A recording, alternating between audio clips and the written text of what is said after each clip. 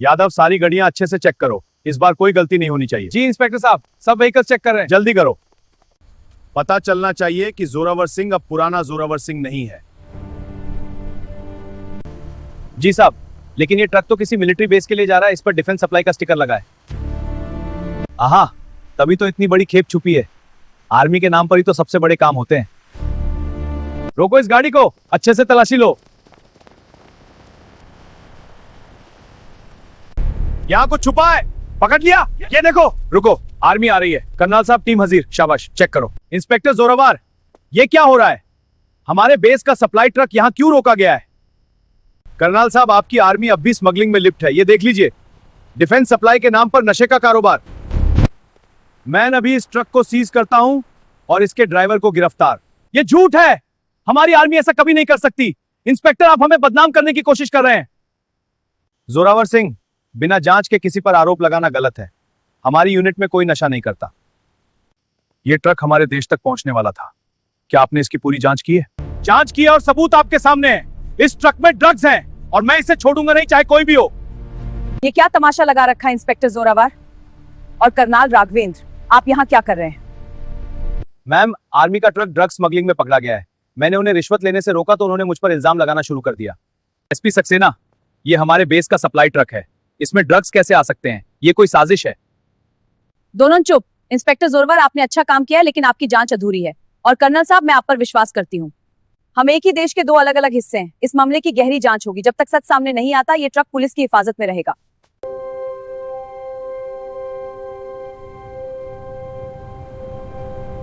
Colonel साहब, मुझे पता चला है कि एक बड़े वैज्ञानिक डॉक्टर शर्मा, जो एक एंटी टॉक्सिन फॉर्मूले पर काम कर रहे थे, वो कल रात से गायब हैं। डॉक्टर शर्मा, वो तो मेरे दोस्त हैं। उन्होंने आर्मी के लिए कई महत्वपूर्ण रिसर्च की है। उनके पास एक ऐसा फॉर्मूला है जो किसी भी बायोलॉजिकल अटैक को रोक सकता है। Biological attack? मैम, आपको लगता है ये ड्रग्स मामला और डॉक्टर शर्मा का गायब होना जुदा हुआ है? हाँ जोरावर, कनेक्शन हो सकता है। चेक करते हैं। बिल्कुल जोरावर, उस ड्रग्स वाले ट्रक में हमें एक एन्क्रिप्टेड चिप मिली है। उसमें डॉक्टर शर्मा के लैब से चुराई गई ब्लूप्रिंट्स हैं। लगता है किसी बड़े अंतरराष्ट्रीय गैंग ने उन्हें किडनैप किया है। तो ये साजिश थी। वो ड्रग्स हमारे ट्रक में इसलिए डाले गए थे ताकि आर्मी बदनाम हो और हम असली टारगेट से भटक जाएं। हमें डॉक्टर शर्मा को ढूंढना होगा, वरना देश खतरे में पड़ जाएगा। कर्नल साहब, आपकी टीम आगे से जाएगी और इंस्पेक्टर जोरावर अपनी टीम के साथ पीछे से घिरो। कोई गलती नहीं होनी चाहिए। इंस्पेक्टर जोरावर, क्या आप तैयार हैं? ये सिर्फ एक ऑपरेशन नहीं, ये देश का भविष्य है। कर्नल साहब, आज से मैं सिर्फ एक पुलिस वाला नहीं, एक सैनिक हूं। मैं आपके साथ कदम से कदम मिलाकर चलूंगा। मेरी पिछली गलतियों के लिए माफी चाहता हूं। कर्नल साहब, आज से मैं सिर्फ एक पुलिस वाला नहीं, एक सैनिक हूं। मैं आपके साथ कदम से कदम मिलाकर चलूंगा।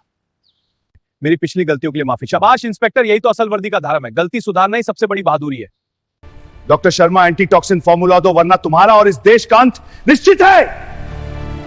देश के लिए सब कुछ छोड़ दो। मैं अपने देश को कभी धोखा नहीं दूंगा। तो ये अंतिम मौका है। जय हिंद। ये आर्मी है, ये पुलिस नहीं कि तुम धंधा दिखाओगे। डॉक्टर साहब, आप सुरक्षित हैं। कमांडर सोहेल, इन्हें सरेंडर कर दो, वरना एक भी जिंदा नहीं बचेगा। तुम जैसे छोटी मोटी मछलियां मुझे नहीं रोक सकती। हथियार नीचे रखो। कमांडर सोहेल, तुम्हारा खेल खत्म। तुम भारत को हरा नहीं सकते। तो मैं सब कुछ तबाह कर दूंगा। मेरे कमांडर ऑफिसर को गोली मारी। इंस्पेक्टर जोरावर, आपने आज जो हिम्मत दिखाई है, वो आप एक सच्चे देशभक्त हैं। आपकी जान बचाने के लिए आर्मी ने बहुत मदद की। सर, आपने आज साबित कर दिया कि वर्दी का असली रंग ईमानदारी और देशभक्ति से होता है। हमारा देश आप जैसे ऑफिसर पर गर्व करता है। हमारे बीच अब कोई गलतफहमी नहीं, सिर्फ भरोसा है।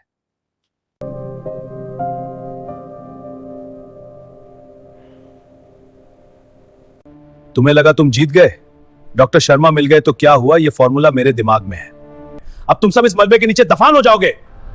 सर, हर तरफ टाइमर लग चुका है। हमारे पास सिर्फ 5 मिनट है। गुरबचन, विक्रम, टीम को बाहर निकालो। जोरावर, तुम मेरे साथ चलो, हमें मेन स्विच ढूंढना होगा। साहब, मैं पीछे नहीं हटूंगा। आज मर भी गया तो काम नहीं, क्योंकि आज मैं एक हीरो की मौत मरूंगा। जोरावर, पूरा मेन सर्वर, उसको शट डाउन करो। ये तेरे रिश्वत के पैसों का हिसाब है और ये मेरे देश के अपमान का। सोहाइल, एक सैनिक को मारना आसान है, पर उसके हौसले को नहीं। आज तेरी मौत एक पुलिस वाले के हाथों लिखी है। नहीं, ये नहीं हो सकता।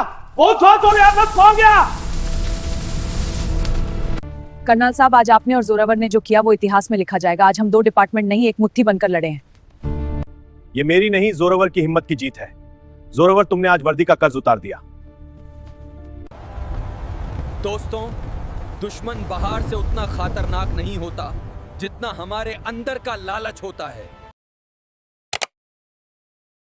कैदी नंबर 132, जिसे फांसी की सजा सुनाई जा चुकी थी, जब उसकी फांसी का दिन करीब आया तो जल्लाद उसे फांसी के फंदे के पास ले जाने की तैयारी करने लगे। उसी वक्त जेल की 22 साल की खूबसूरत जेलर साहिबा ने उससे उसकी आखिरी ख्वाहिश पूछी। कैदी ने जो ख्वाहिश जाहिर की, उसने पूरी जेल में सनसनी फैला दी। उसने कहा, जेलर साहिबा, मेरी आखिरी ख्वाहिश है कि मैं अपनी जिंदगी की आखिरी रात किसी कुंवारी लड़की के साथ बिताना चाहता हूं, जो अपनी मर्जी से मेरे साथ हो। बस एक रात लड़की मेरे साथ सोए, यही मेरी ख्वाहिश है। यह सुनते ही वहां मौजूद सारे सिपाही और जेल अधिकारी हैरान रह गए। सब एक दूसरे का मुंह ताकने लगे। किसी को समझ ही नहीं आ रहा था कि ऐसी ख्वाहिश कैसे पूरी की जा सकती है। तभी उस कैदी ने बताया, अगर मुमकिन हो तो पूरे शहर में ऐलान करवा दीजिए कि क्या कोई ऐसी लड़की है जो एक रात के लिए एक सजाए मौत कैदी की दुल्हन बनने को तैयार हो। यह सुनकर हर सिपाही सदमे में आ गया। लेकिन सवाल यही था, क्या वाकई इस कैदी की ख्वाहिश पूरी की गई? वो लड़की कौन थी, कहां से आई थी, और उस रात ऐसा क्या हुआ कि सबके रोंगटे खड़े हो गए? मेरा नाम जीनत है। मैं एक 35 साल की लेडी इंस्पेक्टर हूं। मेरी पूरी जिंदगी पुलिस स्टेशन, कोर्ट कचहरी और जेल खानों की ऊंची ऊंची दीवारों के बीच ही गुजर गई। मैंने जिंदगी में बहुत से कैदियों को आते जाते देखा है। कुछ बेगुनाह लगते थे, कुछ बेहद खूंखार, लेकिन एक कैदी ऐसा था जिसने मेरे दिल को अजीब सी क्षमकश में डाल दिया। उसका नाम था कैदी नंबर 132। वो कोई आम कैदी नहीं लगता था। उसकी आंखों में एक अजीब सी गहराई थी, जैसे वह किसी दूर की दुनिया में खोया रहता हो। मैं उसे कभी ठीक से समझ नहीं पाई। न वह पूरी तरह मासूम लगता था, न पूरी तरह मुजरिम। जब मैं नई नई नौकरी पर लगी थी, उस वक्त मेरी उम्र महज 22 साल थी। मैं जवान थी और जिंदगी को देखने का नजरिया भी नया था। जब भी मेरी नजर उस कैदी पर पड़ती, मुझे लगता जैसे वह किसी गहरी सोच में डूबा हुआ है। उसके चेहरे पर अजीब सा सुकून था, लेकिन उसकी आंखों में हमेशा उदासी रहती थी। जो बात मुझे सबसे ज्यादा परेशान करती थी वो यह थी कि उसकी उम्र सिर्फ 21 साल थी। उसने अभी दुनिया देखनी भी ठीक से शुरू नहीं की थी और अब उसे हमेशा के लिए इस दुनिया को अलविदा कहना था। वो बहुत कम बोलता था। ऐसा लगता था जैसे उसके पास बोलने के लिए लफ्ज ही नहीं हो, या शायद वो बोलना ही नहीं चाहता था। कई बार मेरा दिल चाहता कि उससे पूछूं, आखिर तुमने ऐसा कौन सा गुनाह किया है कि तुम्हें मौत की सजा सुनाई गई? लेकिन उसके चेहरे की मायूसी देखकर मेरे कदम अपने आप रुक जाते। फिर भी कैदी नंबर 132 को देखकर मेरे दिल में एक हमदर्दी सी पैदा हो जाती थी, जैसे कोई सवाल मेरे अंदर ही अंदर जन्म ले रहा हो। मगर जेल के कानून बहुत सख्त होते हैं। कैदियों से जरूरत से ज्यादा बात करना या हमदर्दी दिखाना सख्त मना था। एक दिन मुझे खबर मिली कि 2 दिन बाद कैदी नंबर 132 को फांसी दी जानी है।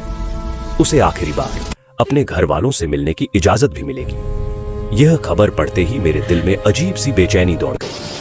मेरे दिल की घबराहट बढ़ती ही जा रही थी, जैसे कोई अनहोनी होने वाली हो। मैं जानती थी कि हर सजाए मौत पाए कैदी से उसकी आखिरी ख्वाहिश जरूर पूछी जाती है। मौत से पहले यही एक इकलौता हक होता है, चाहे वह अपना पसंदीदा खाना खाना, चाहे किसी अपने से मिलना चाहे या कोई और ख्वाहिश जाहिर करे।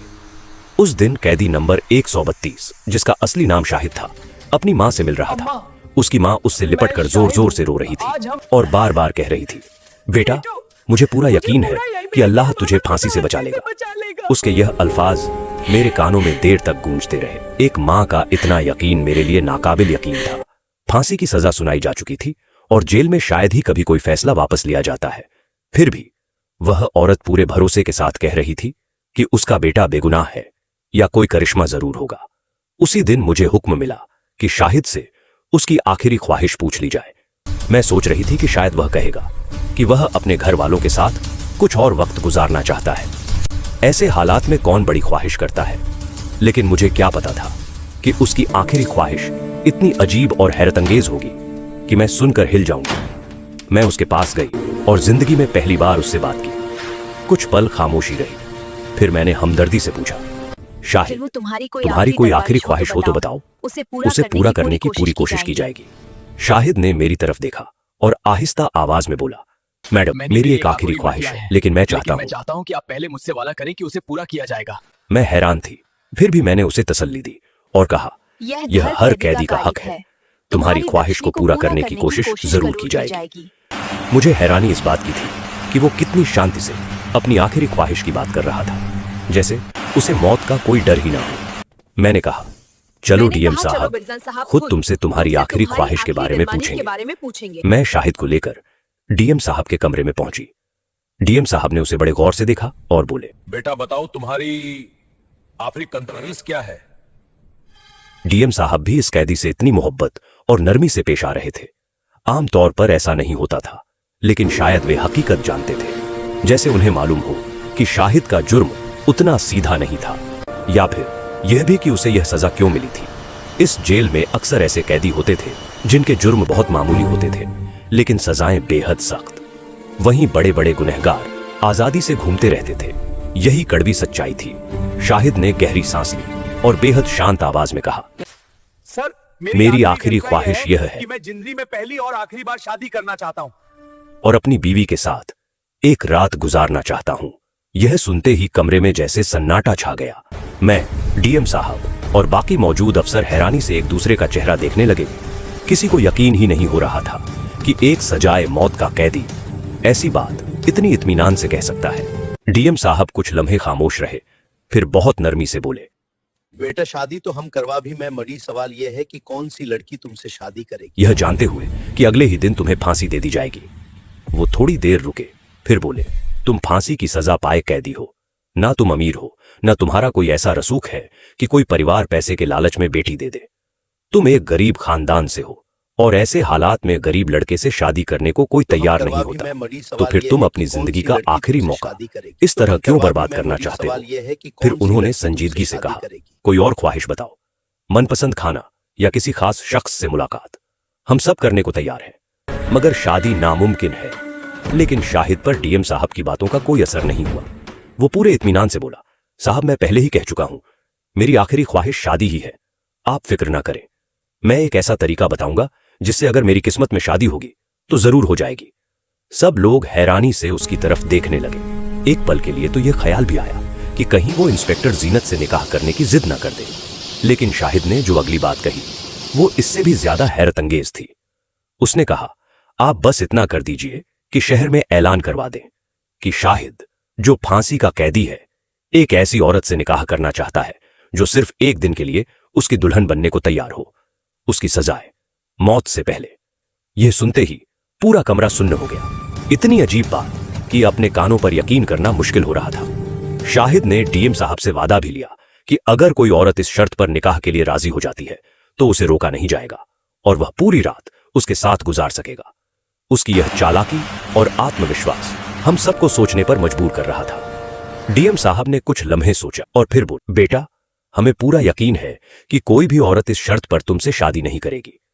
भला कोई अपनी जिंदगी क्यों बर्बाद करेगा? सिर्फ एक दिन के लिए दुल्हन बनने का क्या मतलब?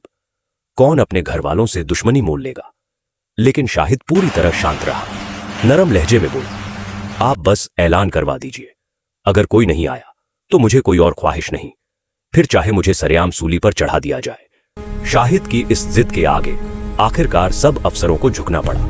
पूरे शहर में ऐलान करवा दिया गया कि शाहिद, जिसे 2 दिन बाद फांसी दी जानी है, अपनी आखिरी ख्वाहिश के तौर पर एक दिन के लिए शादी करना चाहता है। अगर कोई औरत इस शर्त पर निकाह के लिए तैयार हो तो आगे आए। यह ऐलान पूरे इलाके में गूंज गया, लेकिन सबके दिल में एक ही यकीन था, कोई भी लड़की ऐसी शर्त पर आगे नहीं आएगी। शाहिद एक गरीब खानदान से था। इंस्पेक्टर जीनत को भी पूरा भरोसा था कि यह सब सिर्फ एक औपचारिकता है। जीनत बताती है, हमें यह सब एक मजाक जैसा लग रहा था, एक नामुमकिन सी बात। लेकिन ठीक 1 घंटे बाद एक सिपाही दौड़ता हुआ आया और हांफते हुए बोला, इंस्पेक्टर साहिबा, जेल के बाहर एक लड़की आई है। वो दुल्हन के लिबास में है और उसके साथ एक काजी साहब भी हैं। ये सुनते ही मैं और डीएम साहब चौंक पड़े। हम फौरन बाहर की तरफ निकले। जेल के दरवाजे पर एक नौजवान लड़की खड़ी थी, उम्र कोई 18 से 19 साल। वो पूरी तरह दुल्हन बनी हुई थी, सजी धजी शादी के मुकम्मल कपड़ों में। उसके साथ एक मौलवी साहब खड़े थे जिनके हाथ में निकाह का रजिस्टर था। डीएम साहब ने हैरानी से पूछा, मौलवी साहब आप कौन है और यह लड़की कौन है? मौलवी साहब ने जवाब दिया, यह लड़की मेरे पास खुद आई थी। इसने कहा कि मैं इसका निकाह पढ़ाऊं। मैंने उस लड़की से कहा, क्या तुम जानती हो कि जिससे तुम शादी करने जा रही हो उसे मौत की सजा मिली हुई है? लड़की ने बिना झिझक जवाब दिया। श्री, मुझे सब पता है। हम सब हैरान रह गए। मौलवी साहब बोले, मैंने इसे बहुत समझाया, कहा बेटी अपनी जिंदगी क्यों बर्बाद कर रही हो, लेकिन यह अपनी जिद पर अड़ी रही। इसने कहा मैं सिर्फ और सिर्फ शाहिद से ही शादी करूंगी। फिर उन्होंने धीमी आवाज में जोड़ा, क्योंकि यह शाहिद से सच्ची मोहब्बत करती है। यह सुनते ही पूरी जेल में खामोशी छा गई। हमें यकीन ही नहीं हो रहा था कि कोई लड़की किसी कैदी से इतनी मोहब्बत कर सकती है कि उसके लिए सब कुछ छोड़ने को तैयार हो जाए। बात जितनी अजीब थी उतनी ही सच भी, और किसी को इस पर एतराज करने का हक नहीं था। हमारा काम सिर्फ कैदी की आखिरी ख्वाहिश पूरी करना था। आखिरकार कानूनी प्रक्रिया पूरी करने के लिए मौलवी साहब को अंदर बुलाया गया। शाहिद को उसकी कोठरी से निकालकर जेल ऑफिस में बैठाया। वहीं मौलवी साहब ने शाहिद और उस लड़की का निकाह पढ़ा दिया। निकाह पूरा होते ही शाहिद ने हल्की सी मुस्कान के साथ कहा, वादे के मुताबिक अब आप मेरी दुल्हन को मेरे पास भेज देंगे। बस एक दिन के लिए, फिर यह लड़की चली जाएगी। उसके बाद मुझे फांसी दे देना। मुझे कोई गम नहीं होगा। मेरी मोहब्बत मुझे मिल गई, यही मेरे लिए काफी है। शाहिद की यह बातें सुनकर इंस्पेक्टर जीनत की आंखें भर आईं। सच्ची मोहब्बत शायद ऐसी ही होती है, बेधड़क, बेखौफ। जीनत ने दिल ही दिल में सोचा, लेकिन उसे क्या पता था कि इन अल्फाज के पीछे एक ऐसी कहानी छुपी है जो हम सबके होश उड़ा देने वाली थी। डीएम साहब ने हल्की सी मुस्कान के साथ जीनत की ओर इशारा किया और बोले, लड़की को शाहिद के सेल में ले जाओ और दरवाजा बंद कर दो। जीनत ने आदेश का पालन किया। दोनों को सेल में बंद कर वह बाहर आ गई। उसके मन में यही था कि ज्यादा से ज्यादा कुछ ही देर में वह लड़की खुद ही घबराकर बाहर निकलना चाहेगी।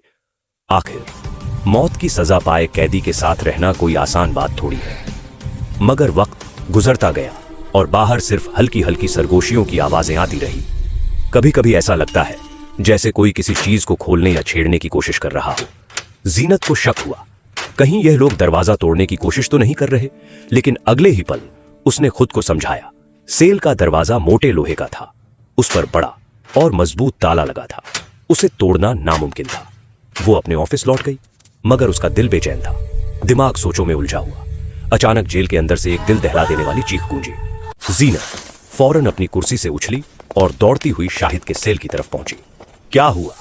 उसने अंदर झांकते हुए पूछा। सेल के अंदर वही लड़की खड़ी थी। दुल्हन के लिबास में उसका घूंघट नीचे गिरा हुआ था, सांसें बेतरतीब थी, पूरा बदन कांप रहा था। जैसे ही जीनत ने उसे गौर से देखा, वो कांपती हुई बोली, मुझे यहाँ से निकाला। मैं यहां नहीं रहना चाहती। जीनत हैरान हो गई। अब क्या हुआ? उसने पूछा। अभी तो तुमने अपनी मर्जी से निकाह किया था। मोहब्बत का नशा उतर गया, अब अपने मुस्तकबिल की फिक्र होने लगी। लड़की ने कोई जवाब नहीं दिया, बस अपने कपड़े ठीक करने लगी, जैसे किसी बात ने उसे अंदर तक झकझोर दिया हो। जीनत ने दरवाजा खोला और अगले ही पल वो लड़की बिजली की तरह बाहर निकली। बिना कुछ कहे, बिना पीछे देखे सीधी बाहर चली गई। जीनत ने सेल का दरवाजा फिर से बंद किया, ताला लगाया, अपनी जिम्मेदारी निभाई और वापस ऑफिस आकर बैठ गई। कुछ देर बाद थकान के मारे उसे नींद आ गई। सुबह होते ही डीएम साहब तेज कदमों से जीनत के ऑफिस में दाखिल हुए।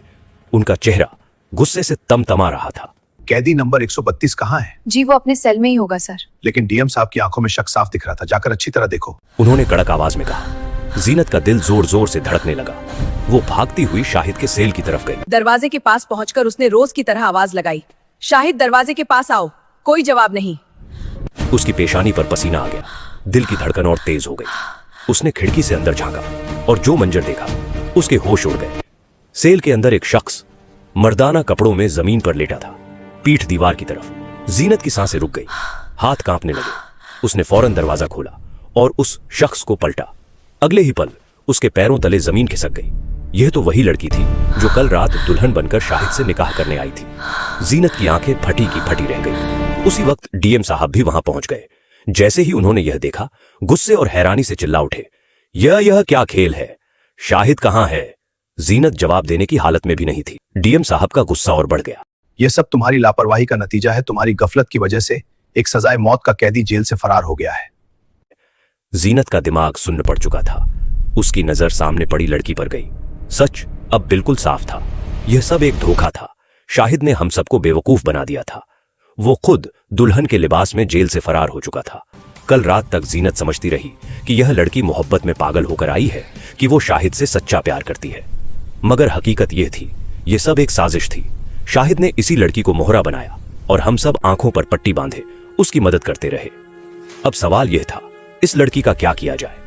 वो हमारे सामने बैठी थी, उसके चेहरे पर ना डर था ना पछतावा, बिल्कुल इत्मीनान से आप बोली, लोगों ने शाहिद के साथ अच्छा नहीं किया।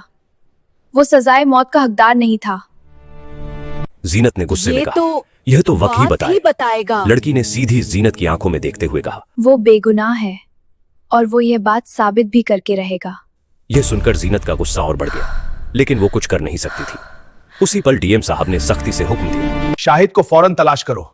अगर वह हाथ नहीं लगा तो 2 दिन बाद हुकूमत को क्या जवाब देंगे?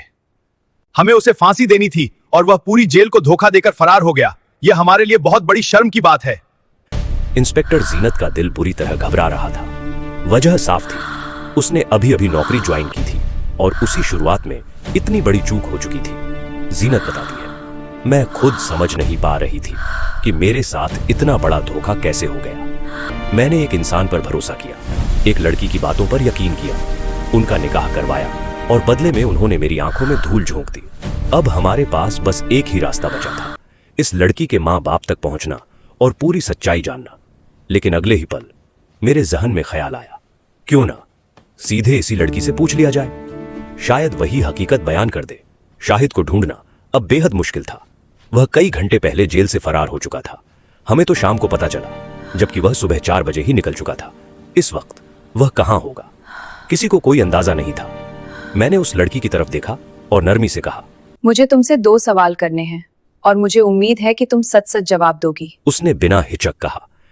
मैं शाहिद भाई के बारे में हर बात सच सच बताने के लिए तैयार हूँ। मैं चौंक गई। वह अब भी शाहिद को शौहर नहीं भाई कह रही थी। मैंने कड़े लहजे में पूछा, क्या तुम उसे अपना भाई मानती हो? अगर वह वाकई तुम्हारा भाई था तो फिर तुम दोनों ने यह पूरा ड्रामा क्यों किया? वह खामोश हो गई, जैसे किसी गहरी सोच में डूब गई हो। फिर उसने जो कहा, उसने मेरे होश उड़ा दिए। नहीं, वो मेरा हकीकी भाई नहीं है। मैंने सख्ती से कहा, तो फिर यह सब क्यों किया? निकाह क्यों किया? और अब अचानक उसे भाई क्यों कह रही हो? तुम दोनों ने हमें धोखा दिया, उसे भगाने में मदद की, लेकिन याद रखो, हम उसे जल्द पकड़ लेंगे और उसे फांसी पर लटका दिया जाएगा। मगर वह लड़की बिल्कुल शांत बैठी रही। उसके चेहरे पर अजीब सा सुकून था। उसने मेरी आंखों में देखकर कहा, यकीन मानिए वह वैसा इंसान नहीं है। वह जल्द ही वापस आएगा। इतना यकीन कैसे? उसने गहरी सांस ली और बोली, वो जानता है कि कहाँ जाना है और कहाँ नहीं। और सबसे अहम बात, अब उसने मुझसे निकाह कर लिया है। मैं उसकी जिम्मेदारी हूं, वो मुझे छोड़कर भागने वालों में से नहीं है। उसके लहजे में इतना ठहराव था कि मेरे अंदर भी एक अजीब सी बेचैनी पैदा हो गई। मैंने संजीदगी से पूछा, तुम्हें इतना भरोसा क्यों है?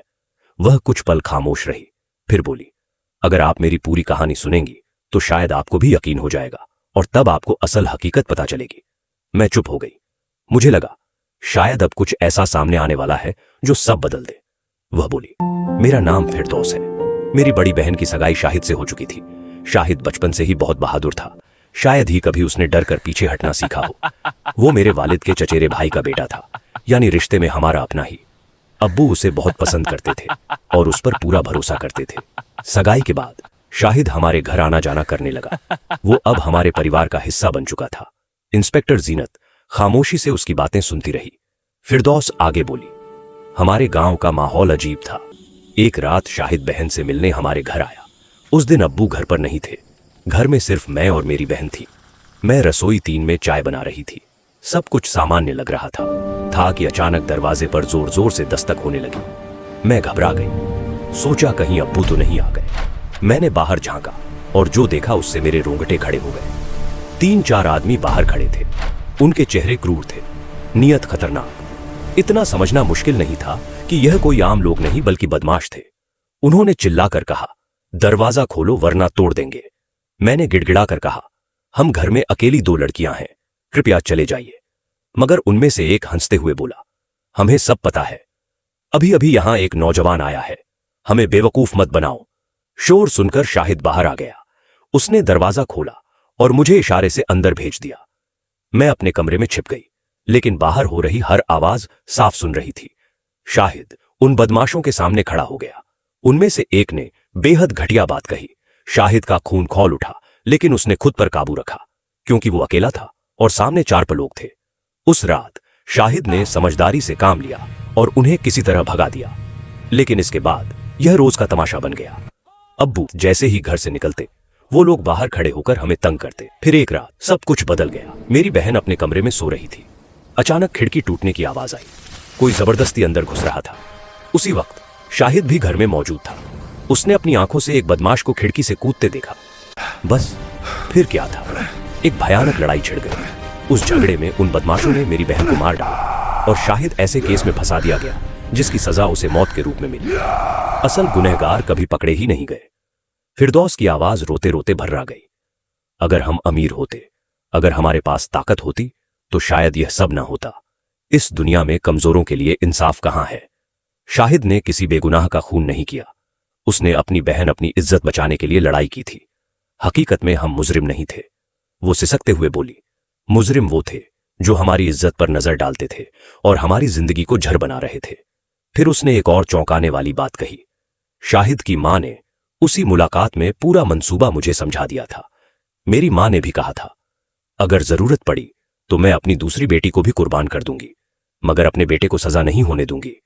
फिरदौस रोते हुए बोली, हमारे परिवार को शाहिद की ज्यादा जरूरत थी, मेरी नहीं। इसीलिए मुझे अगर कुर्बान मैं किया मर भी गया। जाती तो शायद किसी को फर्क ना पड़ता, इसीलिए मुझे कुर्बान किया गया। फिर उसने आखिरी बात कही। उस रात शाहिद एक बड़े वकील से मिलने गया था। वो वकील उसका एहसानमंद था, क्योंकि कभी शाहिद ने अपनी जान पर खेलकर उसे बदमाशों से बचाया था और अस्पताल पहुंचाया था। अब वह वकील एहसान चुकाने के लिए तैयार था। अगले ही दिन केस दोबारा खुलवाया गया। पुराने फैसले की हर कड़ी उधेड़ी गई। गांव के वह लोग सामने लाए गए जो डर की वजह से चुप थे। मेडिकल रिपोर्ट, घटना स्थल के सबूत और उन बदमाशों के नाम अदालत के सामने रखे गए जो असल में उस रात घर में घुसे थे। अदालत में सनसनी फैल गई जब 2 बदमाश पकड़े गए और उन्होंने कबूल किया कि लड़की की मौत झगड़े में उनके हाथों हुई थी। शाहिद ने तो बस घर की इज्जत बचाने की कोशिश की थी। कई दिनों की सुनवाई के बाद जज ने फैसला सुनाया। शाहिद की फांसी की सजा रद्द की जाती है। यह साबित हो गया है कि वह बेगुनाह है। कोर्ट रूम में फिरदौस फूट फूट कर रो पड़ी। इंस्पेक्टर जीनत की आंखें भी भर आईं। दोस्तों, अगर आपको यह वीडियो अच्छी लगी हो तो प्लीज यह वीडियो को लाइक कीजिए और ज्यादा से ज्यादा लोगों तक शेयर जरूर कीजिए।